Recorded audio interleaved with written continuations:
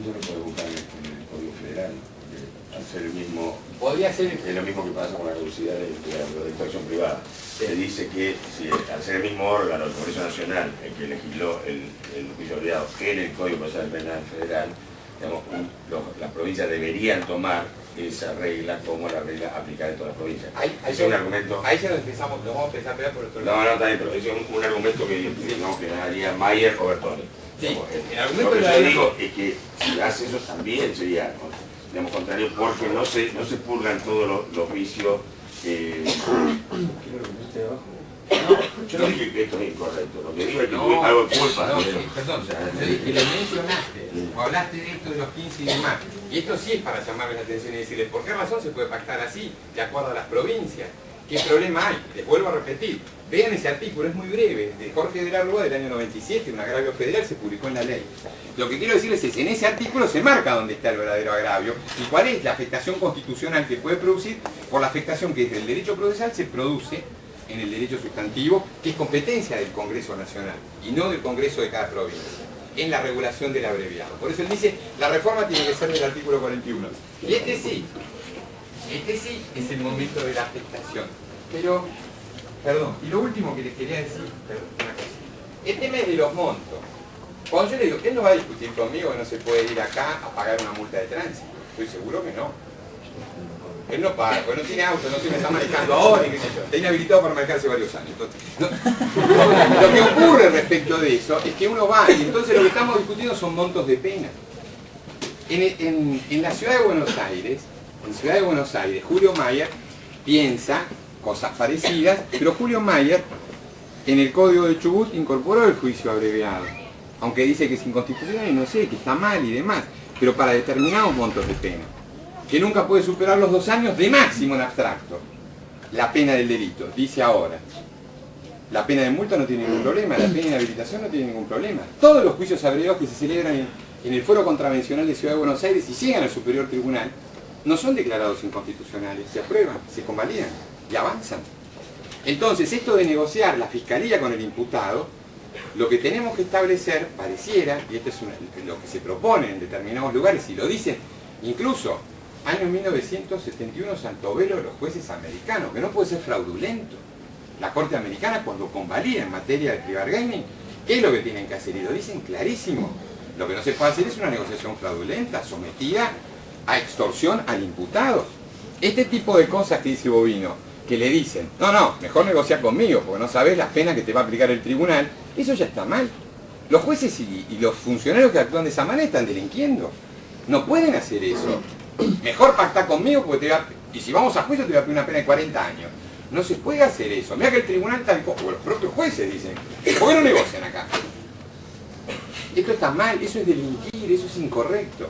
Entonces lo que hay que hacer es establecer medidas cautelares necesarias respecto de los órganos que se encargan de la negociación, específicamente el Ministerio Público, para que los fiscales no hagan este tipo de cuestiones, no hagan esto, no las practiquen y no estimulen la extorsión que puede haber escondida atrás de la negociación de juicio abreviado.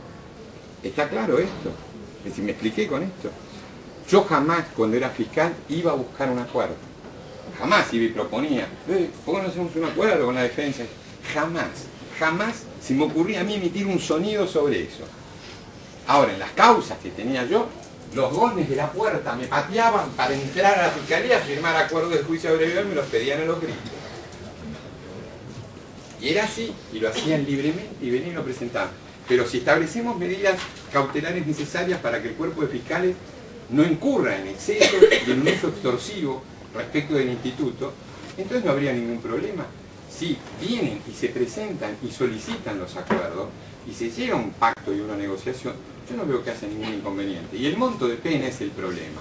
¿Hasta dónde y hasta cuándo? Yo participo de la idea de que puede ser hasta cualquier monto. Acá no tenemos que negociar la pena de muerte ni ninguna de esas cosas. Podemos llegar a negociar, incluso penas de importancia. El otro tema a discutir es cuánto, es decir, cuánto se puede negociar. Y la otra cuestión es ¿desde cuándo? Que ese tema es mucho más importante. ¿Desde cuándo? Como decía Bovino, le preguntan, ¿usted cómo se declara? ¿Culpable o no culpable? y la persona contesta una cosa o la otra, y si se declara culpable, ¡pum!, se baja el martillo y se sanciona en base a la pena ofrecida por la Fiscalía. Lo que yo digo es que ahora lo que tenemos que repensar es si no lo podemos hacer antes, y no esperar a todo este momento que es la instrucción y la preparación de un caso. Yo lo que quiero que lo hagan es detenidos, que lleguen con tranquilidad, asesorados, y se les pregunte cómo se declara. Yo quiero un modelo así, y estoy convencido que podemos llevar adelante un modelo de ese tipo. Si esto se convierte en una picadora de carne y demás, el sistema penal es eso, gente. Esto sépanlo, el sistema penal es una picadora de carne, y lo es desde siempre. Lo que yo digo hoy es, tenemos que empezar antes las negociaciones, y se tiene que avanzar respecto de esto, y los montos de pena pueden ser hasta cualquier monto de pena que se pueda llegar a negociar y se acepte por parte del imputado. Perdón por todo. Imputado no, la defensa, digamos, No. Primero, el que lo tiene que decidir en definitiva es el imputado. Primero, el presidente que era de Santovelo asumió, digamos, eso de que no tiene que ser fraudulento. Por ejemplo, la Corte estadounidense, en primer lugar, tiene que establecer la verdad de los hechos, no se mete con los hechos porque sabe que no son ciertos. Y respecto de una cláusula que sí se aplicaba, digamos, se controlaba más, era que tenía que tener claro cuáles eran las consecuencias de la aceptación de responsabilidad penal, porque ahí es igual a un veredicto, o sea, no como acá que todavía puede ser absuelto, aún después de prestar la conformidad, según un Caferata, que no era convención.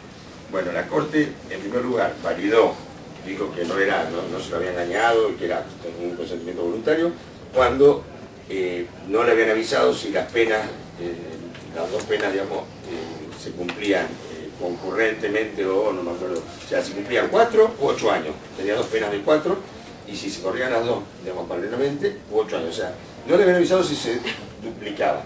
Ese es un fallo de la Corte estadounidense.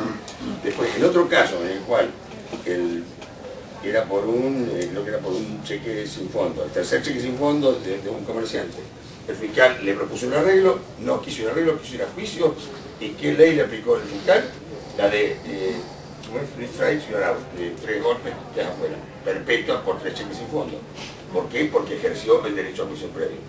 Vos lo dijiste, la regla es la pena que se impone a la persona que se declara, o sea, que se declara culpable, no en el sentido de yo confieso, sino, digamos, no quiero juicio.